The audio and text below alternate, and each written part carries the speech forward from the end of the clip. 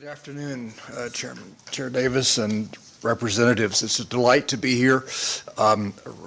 My name is Reverend Bill Gaventa, so I'm a little bit of a different thumb, hopefully not a sore thumb today, speaking about this. I'm a Baptist clergyman who's worked for 45 years at the intersections of faith and ministry and disability in a variety of roles, both on the religious and on the secular side of things, and been a bridge between the two. We came to Texas 5 years ago after I had been working for about 20 years plus at the Elizabeth M. Boggs Center on Developmental Disabilities in New Jersey, where one of my roles for about 10 years was enhancing a statewide project to enhance the support and training and capacity of direct care staff.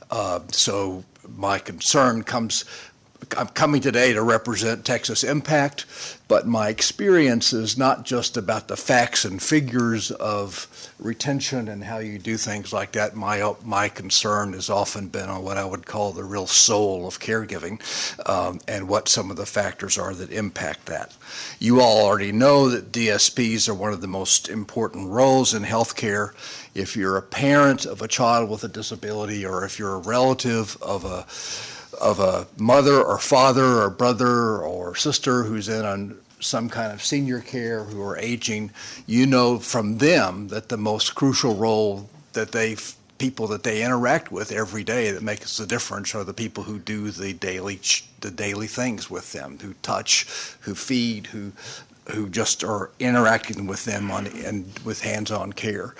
And one of the great ironies, I think, and also injustices in our healthcare system is that the further you get away from the direct on care, the higher the salary. The lowest salaries are the people who do the day-to-day work, and the farther you get away from that towards administration and others, then the higher the salary. And I'm not asking you to fix that. If you could, I would really bless the state of Texas, but that's one of the issues. You have the facts and figures about the gap between the numbers that are going to be needed. It only gets worse with people like you or like me, and some of us here are the baby boomer generation, are going to be aging and be using some of those services. That's where aging and disability meet. One of the figures I heard this last year is that every one of us should expect to expend, on an average, 6 of our years with a disability or significant disability, and mostly that's because of aging and acquired disabilities through aging. But the gap only tells part of the story. The huge turnover rate that was just mentioned tells the other. Most direct support, a lot of them are excellent, and many of them who do this kind of work and essentially feel a kind of call to it. And I would call it a sense of ministry in doing that kind of care and support. But they can't do that for long without holding one or more other jobs at the same time. I've known direct care staff who worked for full-time for one agency, then part-time for another, and part-time for another, simply to make ends meet. Many of these folks are the working poor already, and when people call those kinds of folks lazy because they're working poor, is something that's just, they've never spent a day working or walking in their shoes, I think. But the worst impact of the turnover is on the people they support. As part of our initiative in New Jersey, we heard testimony from a faith-based agency, a wonderful agency in upstate New York, Rochester, where they had realized that their turnover rate was so high that they really needed to do something. And they realized that when they took a woman who was about 50 years plus old in their facility, who had physical and intellectual disabilities, and they started trying to figure out how many direct care staff had worked with her over her past number of years. And they stopped counting at 500. Stop counting at 500. So if you're that kind of person, or if you're a relative of that kind of person, that constant change in caregivers, the length of the caregiving relationship is almost as important, if not more important, than the quality of somebody's skills. because this person knows me, they've been with me for a while. They're essentially, a lot of times you will hear families say they've become part of our family in one kind of way like that.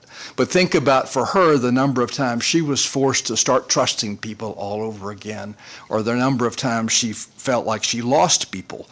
And then if you're a family member or a parent or whatever, then that loss, continued loss, can be devastating. So when any state tries to cut the rates of Medicaid reimbursement to community-based agencies, the direct care workers lose. The state then loses those direct care workers. Then individuals and family caregivers lose. It's like a stone hitting a pond and the ripple kind of going out. And you and I, no matter how much money we may have personally, or we have long-term care insurance like I'm lucky enough to have, may lose in the future if the gap between the number of people interested in this field and the number of people needed in the field grows so much, that gap grows so much that there's not going to be enough people to do it.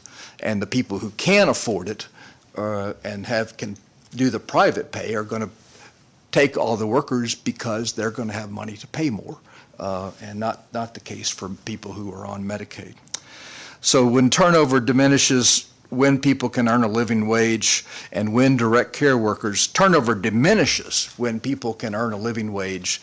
When caregivers, in New Jersey it was when direct care staff felt like they had a kind of career ladder to work on, that if I learned more skills, there would be rewards for that. The kind of constant American professional dream, and also when they had good supervision. And supervisors, too often in many community agencies, are people who've just managed to be there for more than a year and may not have a lot of training around management and supervision. Turnover costs for an agency can go down, and trusted relationships then have the opportunity to flourish and blossom. Texas is a big state. It's a rich state.